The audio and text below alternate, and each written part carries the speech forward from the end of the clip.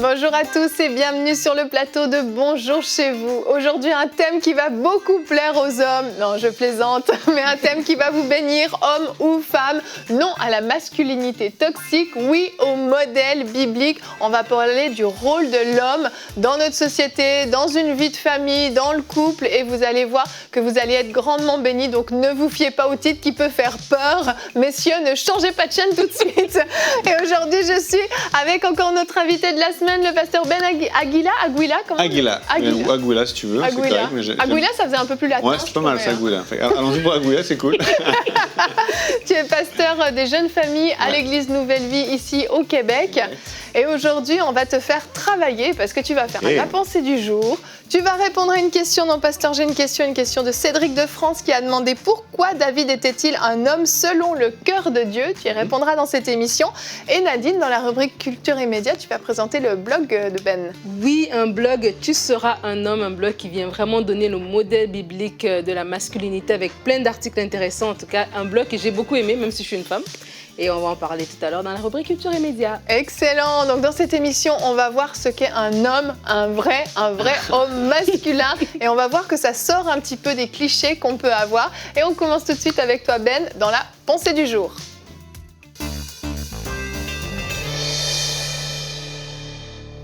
Alors aujourd'hui, j'aimerais vous partager un tout petit verset. C'est 3 mots. Vous l'avez peut-être même jamais lu ou passé par-dessus. C'est dans Jean, chapitre 19, verset 5. Jésus comparaît devant Ponce Pilate, le king, le roi de l'époque.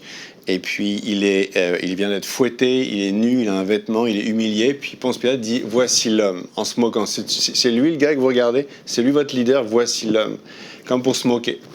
Comme en 2020. En 2020, quand on parle de Jésus, c'est lui Jésus, voici. Mais en fait, c'est la même réalité qu'à l'époque déjà. Ce que disait Pilate, c'était en fait ce qu'on appelle une prophétie inconsciente. C'est quelqu'un qui parle de Dieu sans le savoir. Voici l'homme, voici le modèle à regarder. Et moi, j'aimerais t'encourager à regarder. Moi, je m'encourage et j'en ai besoin à tous les jours. Je suis très, très imparfait.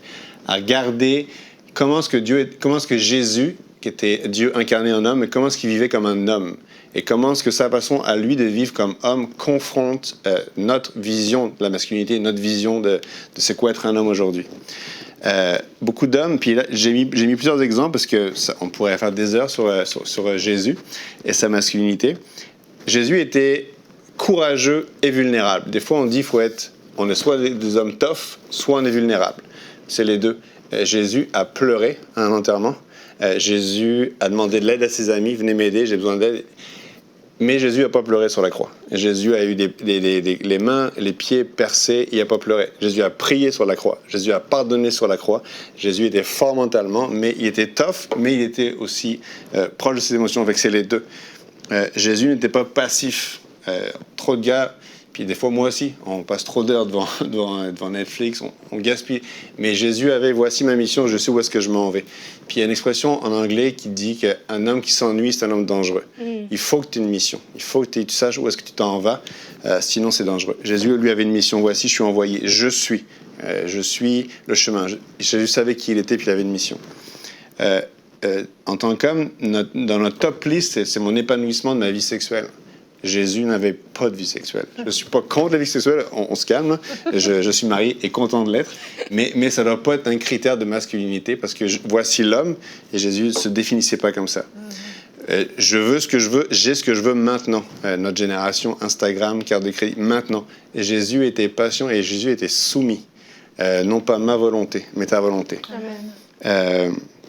Il y en a plusieurs, vraiment. Jésus n'était plus un petit garçon. À un moment donné, c'est marqué dans la Bible, ça dit « Hey, Jésus, ton père et ta mère, tes frères et ta mère veulent te parler. » Comme si c'était « Maman veut te parler, mon petit Jésus. » Et Jésus dit « Non, moi là, cette période-là, elle est finie. Je vais prendre soin de ma mère, mais moi, j'ai une mission. » Jésus, n'était plus un petit garçon.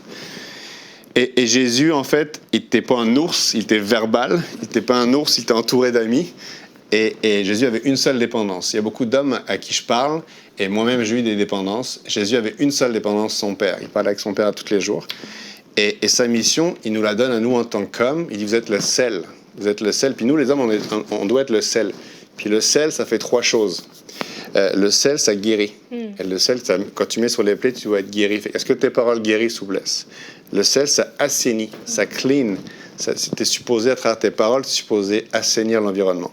Et le sel, c'est un épice. Le sel, ça met de la vie. Tu es supposé changer le monde autour de toi. Fait que voici l'homme, et toi, quel homme tu vas être aujourd'hui? Amen, amen. Quelle excellente pensée du jour qui nous présente un modèle, Jésus-Christ. Et c'est vrai que notre société nous montre des modèles d'hommes, nos parents nous ont montré, ou nos oncles, nos tantes, nos grands-parents nous ont montré des modèles d'hommes. Il y a beaucoup de modèles d'hommes, la télévision, les médias, etc. Les réseaux sociaux nous montrent des modèles d'hommes, mais le modèle suprême, c'est Jésus et c'est la Bible qui nous le montre. Et merci Ben de nous rappeler des choses essentielles à comprendre pour justement être réellement un homme. Qu'est-ce qu'est vraiment un homme? On a tellement déformé cette notion-là qu'on a justement fait croire qu'un homme vulnérable n'était pas un homme, qu'un homme qui pleure n'était pas un homme, et on a cassé finalement cette image de l'homme.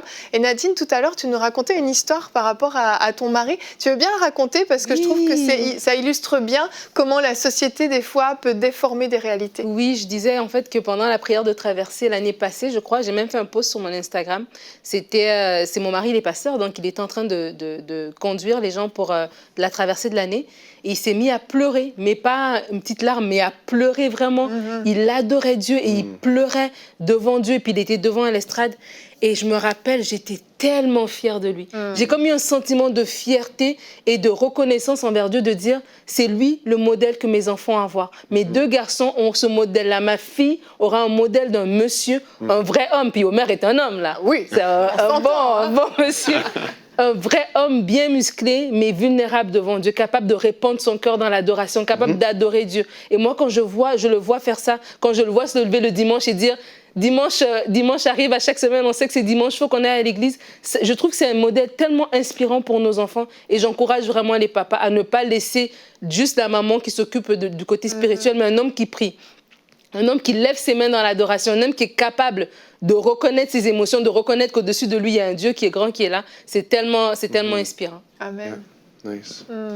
Moi, c'est vraiment un sujet qui est parti de mon expertise. Nous connaissons ce mot maintenant. Et avant que je paraisse arrogant, parce que je suis français, fait que des fois on pourrait dire Gay est arrogant. T'as un accent québécois, maintenant, c'est bon. L'expertise, c'est d'avoir essayé plein de choses et de s'être planté. Un expert, c'est quelqu'un qui a beaucoup essayé et qui s'est trompé. J'ai fait beaucoup d'erreurs. Et il y a vraiment, et c'est mon épouse que je salue, mais qui m'a aidé à grandir, de dire Ben, ça chez toi, c'est pas un homme, c'est pas l'image de Jésus. Et puis, si je peux vous donner une image, pour moi, un homme, il y a vraiment un personnage dans la Bible que j'aime beaucoup, c'est mon personnage. Et je ne veux pas choquer personne, mais je me suis fait imprimer sur ma peau une partie de sa vie. Il s'appelle Jacob. Je pense que chaque homme, on est des Jacob. Jacob, tu sais, le thème de l'émission, c'est masculinité toxique. Je crois que c'est le péché qui est toxique. Mais c'est pas un homme en partant qui veut être méchant, qui veut être toxique. Puis tu sais, il y a des hommes qui souffrent. Et puis, je suis un défenseur des femmes. Je suis un défenseur des opprimés. Mais je veux comprendre qu'un homme qui souffre, un homme qui n'est pas consolé, c'est un homme qui va faire souffrir. Et quelqu'un qui est toxique, c'est quelqu'un qui souffre. C'est un enfant blessé qui n'a pas été guéri. Tout à fait. Puis ça, tu vois dans la vie de Jacob. Il y a un petit verset, c'est marqué dans la Genèse. Jacob et son frère Ésaü grandissaient, mais le papa préférait Ésaü. Et tu vois que Jacob grandit avec une blessure de « moi, mon père, il m'aime pas ». Fait que Jacob a la difficulté à savoir qui il était. Il voulait compenser, il voulait se faire passer pour. Et plusieurs fois dans la Bible, c'est marqué, à chaque fois qu'il y a de la pression sur Jacob, à un moment donné, sa mère lui dit « ton père t'en veut », c'est marqué Jacob fuir. Jacob s'enfuit. Et le mot, c'est un mot qui veut dire « il s'enfuit dans un pays étranger ». Et aujourd'hui, beaucoup d'hommes, et ça a été mon cas, on s'enfuit dans des pays étrangers. Le pays étranger, ça peut être le boudage. C'est comme, tu me parles, ça ne marche pas, tu viens d'appuyer sur un bouton, je ne te parle plus. Ou ça peut être des cris de colère. Le pays étranger, ça peut être Netflix, ou ça peut être le sport à la télé. Le pays étranger, ça peut être la pornographie. Je vais dans un monde où est-ce que je me cache. Et Jacob, ça a été longtemps ça. Mais Dieu nous regarde, Dieu nous voit, Dieu nous aime. Il voit les Jacob toxiques. Il dit, moi, je veux t'appeler à être Israël, un prince, celui qui règne avec Dieu. Et tu vois vraiment un cheminement dans la vie de Jacob. Et il y a deux choses qui vont aider Jacob à devenir Israël. c'est un combat. La première chose, il va se battre vraiment avec quelqu'un. Moi, je ne sais pas si vous aimez ce passage-là, mais Jacob qui se bat contre l'ange, j'ai entendu 10 000... Il est fou, ce passage. Ouais, c'est génial. J'ai entendu 10 000 prédications là-dessus. Puis, j'avais entendu un pasteur qui avait dit une fois que l'ange, des fois, c'est ton épouse. Qui te dit, qui dit ça, il faut que ça change. Et Jacob a combattu pour changer, pour dire ça, il faut que arrête de fuir, arrête de te cacher. Il faut que tu changes, il faut que tu deviennes Israël. Et donc, c'est un combat. Et souvent, on est comme confronté à il faut qu'on bouge. Et l'autre, c'est Jacob, on en parlait tantôt, de pleurer. Jacob, il a pleuré. Puis je veux juste vous terminer avec une minute là-dessus. Mais Jacob, dans la Bible, à un moment donné, c'est marqué que quand Rachel est décédée, sa femme, on pourrait s'imaginer qu'il s'enfuit, c'est la grande peine, mais c'est marqué Jacob, puis c'est ce que je me suis gravé ici. Jacob s'est effondré, Jacob s'est agenouillé devant la tombe, il a pleuré, et c'est marqué et Israël s'est relevé. Ouais. L'idée, c'est qu'à chaque fois que tu vis quelque chose, dis-le à Dieu. Arrête de fuir, parle-en à Dieu, pleure devant Dieu, prie, et tu te relèves, et c'est celui qui règne avec C'est Dieu. différent, en fait. C'est ça, parce que Dieu opère un changement en nous.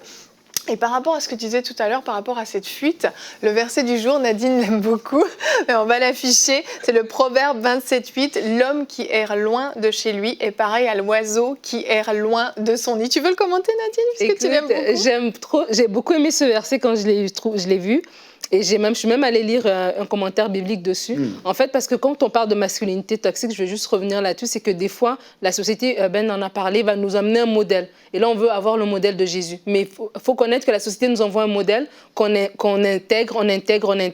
Et le modèle, souvent dans la masculinité, c'est qu'un homme qui est accompli, c'est un homme qui a beaucoup de femmes, c'est un homme qui est volage, etc. Et il y a même dans des contextes culturels où est-ce que c'est quasiment encouragé et l'homme qui n'erre pas loin de son nid est vu comme un moindre homme. Ouais. Et la Bible nous dit que celui qui erre loin de son nid, loin de chez lui, est pareil à l'oiseau qui erre loin de son nid. Un oiseau qui est loin de son nid, il est loin de sa couverture, il est loin de sa base, il est loin de tout ce qu'il a besoin. Et de la même manière que chaque personne l'intègre comme il veut, mais vraiment que ce verset soit une révélation pour toi qui veut marcher selon le modèle biblique. Et peut-être la pression est là pour dire que non, mais non, tu n'as pas besoin, écoute, il faut que tu diversifies ton portefeuille. Non, ne diversifie pas ton portfolio, reste près de chez toi et cherche le modèle biblique. J'ai beaucoup aimé ce verset. Excellent, bah oui, c'est un verset qui parle et même qui, j'aime bien parce que tu as parlé justement de fuir loin de chez soi, dans un pays étranger, mais finalement, ce verset nous parle de ça aussi. Reste et confronte le problème. Un homme, c'est justement un homme qui, quand il y a une difficulté, il ne va pas fuir, il va rester, il va être là. Il va peut-être pleurer, effectivement. Il va peut-être dire, je ne sais pas quoi faire, je n'ai pas de solution. Il va peut-être tomber à genoux devant la face de Dieu parce qu'il est désespéré. Et ça, devant sa femme, sans que ce soit une honte, sans que ce soit une humiliation, c'est justement un vrai homme. Si on reprend le modèle de Jésus dont tu as parlé au début, dans le jardin de Gethsémane, on a un Jésus vulnérable, fragile. Il est tellement stressé qu'il a des grumeaux de sang et il vit une angoisse totale. Et pourtant, c'est Jésus, l'homme par excellence, justement, le modèle par excellence. Et avant que tu répondes à la question de Pasteur, j'ai une question. Je veux juste aussi encourager les femmes qui nous écoutent à ne pas diminuer leur mari aussi par leurs paroles ou justement à dire non, un homme ne doit pas pleurer. Parfois, les femmes poussent aussi les hommes. Elles veulent des hommes justement parce qu'elles ont vu des magazines, elles ont vu peut-être des choses à la télévision, elles se sont fait une image du mari. Mais ne soyez pas de ces femmes-là. Laissez votre mari être vulnérable et ne le minimisez pas quand il est à terre. Au contraire, mettez-vous à terre avec lui. Prenez-lui la main, relevez-le s'il le faut. Ce ne sera pas un signe de faiblesse, ce ne sera pas un signe que votre mari n'est pas un vrai homme. Il y a des moments où, en tant qu'épouse, on doit relever son mari et ne vous sentez pas supérieur parce que vous avez à relever votre mari. Je crois que c'est vraiment important qu'il y ait un équilibre. Il y a une masculinité toxique, mais il peut y avoir une féminité toxique aussi. Ce n'est pas le sujet de l'émission, mais c'est important aussi de toujours amener cet équilibre. Tout à fait. Et Ben, on va parler de David maintenant, qui est un homme dans la Bible et puis qui est aussi très inspirant, je trouve, par son attitude. Et Cédric de France a posé cette question très intéressante. Pourquoi David était-il un homme selon le cœur de Dieu? On sait que dans la Bible, c'est écrit que David était un homme selon le cœur de Dieu.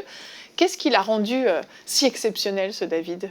Ouais, c'est une très très bonne question. Puis c'est un verset qui m'a longtemps justement. Pourquoi un homme selon le cœur de Dieu, il est-tu comme supérieur aux autres? Est-ce que lui est chanceux? Il a un cœur différent?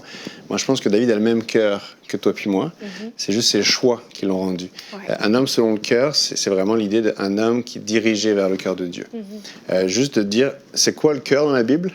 La Bible a dit, comme un homme pense un homme va devenir. Le cœur, c'est tout ce que tu penses. C'est tout ce que tu penses de toi, tout ce que tu penses des autres, tes pensées. Comme un homme pense, un homme va devenir. Et dans ton cœur, qu'est-ce qu'il y a dans ton cœur?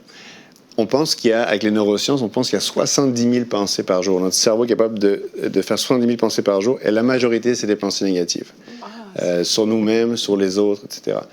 Et quand des pensées négatives arrivent, notre réflexe, c'est « je vais les shutter down, je vais les couper ». Et ça va être, je vais trouver des façons de me cacher. Je ne veux pas affronter que finalement, je suis pas... Tu disais tantôt le mot « confronter ». Je ne veux pas confronter ce qui marche, ma colère. Je ne veux pas confronter ma façon de réagir. Je vais me cacher dans d'autres choses. Et ça, c'est tous les hommes. Les hommes, on est des ours, on se cache. Ce qui différencie David, c'est que David, lui aussi, il se cache. Mais il se cache en Dieu. David, c'est lui qui a amené le concept « L'Éternel est mon refuge. Je me cache en toi. Je cherche en toi un refuge. » Il y a même, c'est génial, vous regarderez, il y a un chercheur israélien à l'université de Tel Aviv qui s'est amusé à faire un portrait psychologique de David et qui pense que David, c'est un homme dépressif chronique. À travers toutes les psaumes, quand tu lis « Mon âme est triste jusqu'à la mort, je veux péter les dents de mes adversaires », tu sais, tu lis « Ouh, mais c'est un gars et David devait être un homme qui avait beaucoup de pensées négatives, beaucoup de pensées de découragement, mais il se cachait en Dieu. Et un homme selon le cœur de Dieu, c'est de dire « C'est quoi ton refuge ?» Puis la question à se poser, à me poser, et pour moi, c'est pour les femmes aussi, où est-ce que tu te caches? Quand tu es triste, quand tu es heureux, quand tu es fâché, quand tu es déçu, quand tu es impatient, tu te caches dans quoi? C'est ça ton refuge. David lui se cache en Dieu. Amen. Oh, c'est terminé, pardon. Je t'ai captivée, moi. Moi aussi. J'en voulais encore. Je suis sûre que tu as autre chose à nous dire. Non, j'ai fait un petit peu court. Non, mais tu peux continuer. Mais vraiment, l'idée, c'est que, tu sais, qu'on le veuille ou non, on se cache tous. Right? Puis qu'on soit... tu sais, depuis le tout début, là, c'est vraiment intéressant dans la Bible, quand Adam et Ève pêchent ou désobéissent, Adam, où es-tu? C'est la première question de l'homme à l'humanité. Où es-tu? Et Adam, il dit quoi? Il dit, je me suis caché. C'est notre réflexe. J'ai honte de ce que j'ai fait. Avant le péché, la honte, ça n'existe pas. La première conséquence de quand je me trompe, quand je déçois Dieu, quand je pêche, quand je manque mon coup, péché, c'est manquer mon coup. C'est la honte. Et notre réflexe, c'est je me cache, j'ai honte. Je me cache. Alors qu'en fait, Jésus est comme, c'est maintenant que tu as besoin de moi. Viens m'en parler. Et l'idée, tu vois, pour donner une image, se cacher en Dieu, c'est passer du temps avec Dieu. Et il se passe quelque chose, je peux pas l'expliquer, mais il se passe quelque chose quand tu passes du temps avec Dieu, sa nature vient en toi. Moi, mon papa est décédé, puis je passais des heures et des heures avec mon père. Je l'aimais. C'était mon meilleur ami, un homme de Dieu, mon meilleur ami. Et on finissait toujours par un gros câlin, on se collait. Puis mon père a grandi très pauvre. Et chez lui, le pauvre, ça sentait pas bon. Fait qu'il se mettait beaucoup de parfums. Énormément de parfums jusqu'à faire piquer les yeux des fois. Mais quand je lui faisais un câlin, je passais du temps avec lui, je priais avec lui. Puis qu'après, j'allais voir 1 heure, 2 jours mes sœurs. Je me disaient, oh, tu es allé voir papa. Tu sentais? Tu sens papa. C'est ça, passer du temps avec Dieu, c'est où tu sens quelque chose. Tu amènes une odeur différente. Il me semble que tu as passé du temps avec Dieu. Et si on est honnête, moi, ma femme, elle le sait. Elle me dit, chérie, je pense qu'il est temps que tu ailles... Il faut que tu ailles prier. Va mettre ta louange, puis on s'en reparle après. Arrête de te cacher dans la colère. Arrête de te cacher dans...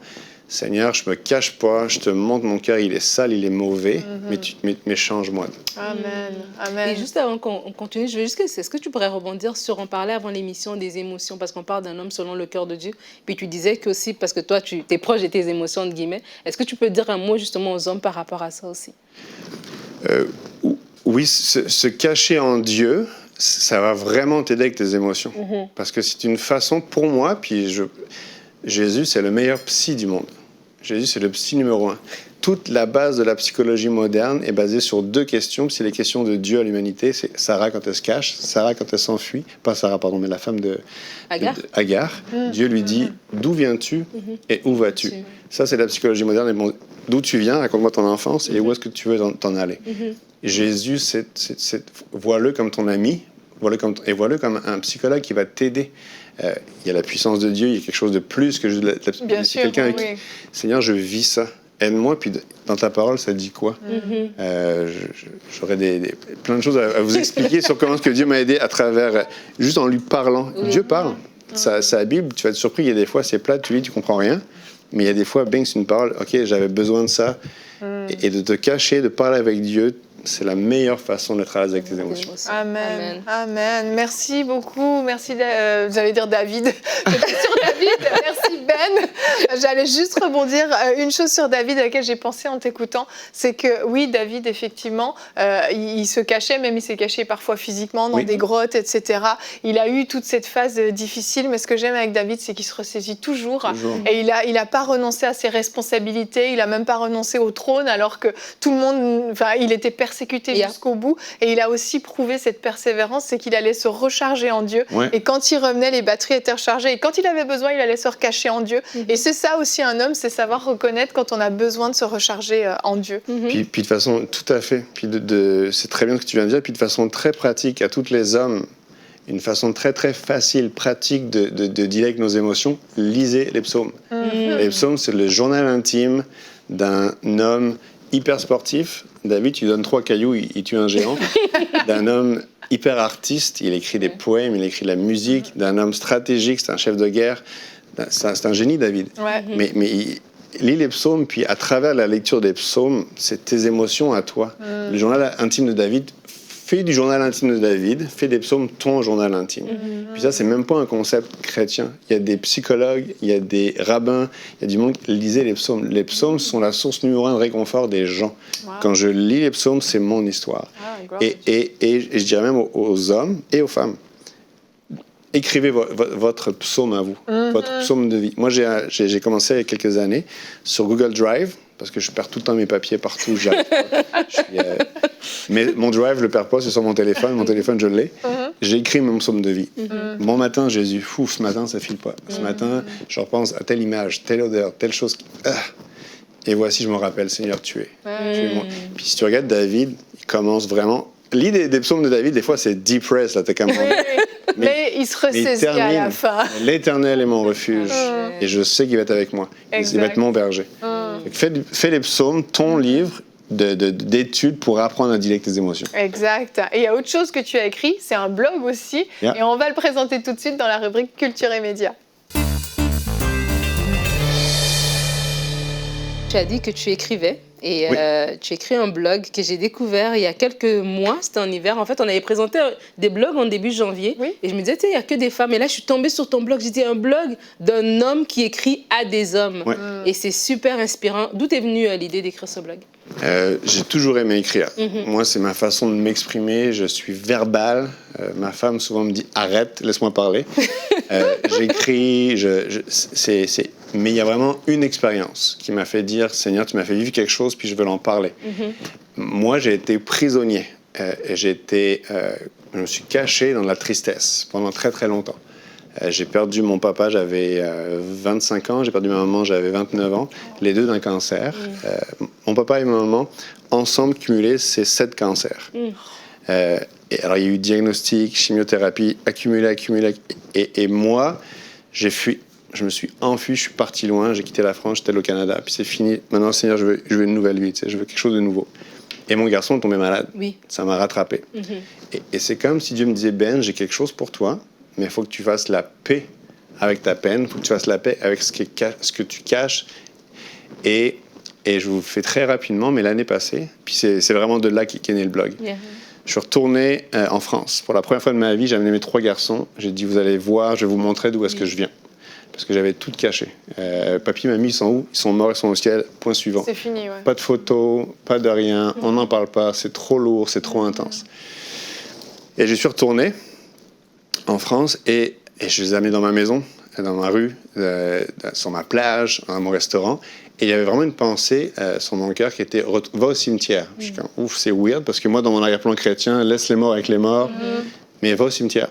Je suis allé sur la tombe de mes parents pour la première fois de ma vie, avec mes garçons. On s'est tenus par la main les 3 avec ma femme, puis on s'est mis à genoux.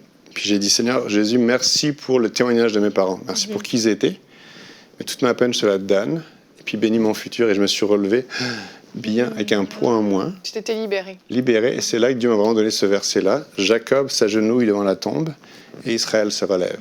Et je veux aider les hommes à réaliser, à travers ce blog-là, mon histoire, c'est mon histoire, mais il y a chaque homme qui est coincé à quelque part. Pour moi, la plupart des hommes sont des petits garçons blessés dans un corps d'un homme. Il faut que tu arrives à voir qu'est-ce qui t'a fait mal il faut que tu arrives à l'ouvrir, il faut que tu arrives à en parler avec Dieu.